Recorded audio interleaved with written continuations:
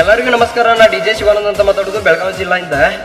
ಮೊನ್ನೆ ತಾಳಿಕೋಟಿ ತಾಲೂಕು ವಿಜಯಪುರ ಜಿಲ್ಲಾ ಅಗ್ರಗೊಂಡ ಊರಾಗ ಒಬ್ಬ ಮಗ ರಾಯಣ್ಣ ಮೂರ್ತಿಗೆ ಚಪ್ಪಲ್ ಎಸ್ತಿದ್ದ. ಅವ್ನು ಹಿಡಿದ ಜಡದ ಪೊಲೀಸ್ ಸ್ಟೇಷನ್ಗೆ ಹೋದ ಊರಾಗ ತಂದ ಗಡಿ ಪಾರ್ ಮಾಡಿಬಿಟ್ಟಾರಂತ. ಆ ಜಿಲ್ಲಾ ತಾಲೂಕದವ್ರು ಏನೋ ಗಡಿ ಪಾರ್ ಮಾಡಿ ಕೈ ಬಿಟ್ಟಾರ. ಜೇರ್ ಕಡ್ದ ಆಕಿ ತೂಲ ಬೆಳಗಾವಿ ಜಿಲ್ಲಾದಾಗ ಏನಾರ ಸಿಗ್ತಿದ್ರು ಅಂದ್ರೆ ಆಕಿನ ಕಡ್ದ ಗೋರಿ ಕಟ್ಟಿ ಗೋರಿಗೆ ಚಪ್ಪಲಾರ ಹಾಕ್ತಿದ್ವಿ. ಆ ಮಗಂದ ಏನೋ ಟೈಮ್ ಸರಿ ಇತ್ತ, ಹೆಂಗೋ ಬದಿಗೆ ಹೋಗಿಬಿಟ್ಟ. ಈಗ 2-3 ವರ್ಷದಿಂದ ಇಂಥ ಅವಮಾನ ರಾಯನಿಗೆ ಎಷ್ಟು ಆಗತ್ತವ ಎಲ್ಲ ನೋಡಿದೇವಿ. ಆದ್ರೂ ನೋಡ್ರು ತಡ್ಕೊಂಡು ಹೊಂಟಿದೇವಿ.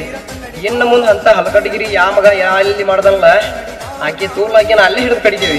ಇನ್ನೊಂದು ಮಾತು ಏನಂದ್ರ, ಯಾವ್ಯಾವ ಊರಾಗ ಸರ್ಕಲ್ಗಳು, ಯಾವ್ಯಾವ ಊರಾಗ ಮೂರ್ತಿ, ಯಾವ್ಯಾವ ಊರಾಗ ಪೋಸ್ಟರ್ಗಳದವಲ್ಲ, ಅವಕ್ಕೋಸ್ಕರ ಈ ಸರ್ಕಾರದ ಹತ್ರ ಮತ್ತು ಸರ್ಕಲ್ ಇರುವಂಥ ಊರನ್ನ ಹಿರಿಯರ ಹತ್ರ ಒಂದು ಮಾತು ಮನವಿ ಮಾಡ್ಕೊತೀನಿ.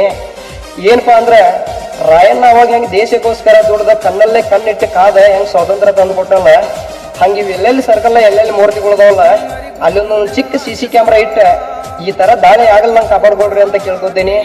ನಾ ಮಾತಾಡೋದ್ರಲ್ಲಿ ಏನೋ ತಪ್ಪಿದ್ರು ಕ್ಷಮೆ ಇರಲಿ. ನಮಸ್ಕಾರ. ನನ್ನ ರಾಯಣ್ಣಗ ಮಾಡಿರ ಅವಮಾನ, ಮಾಡಿರ ಅವಮಾನ, ಮಾಡಿರ ಅವಮಾನ, ಹೊಣ್ಣು ಅಗಲಾಗ ಒಗದಂಗ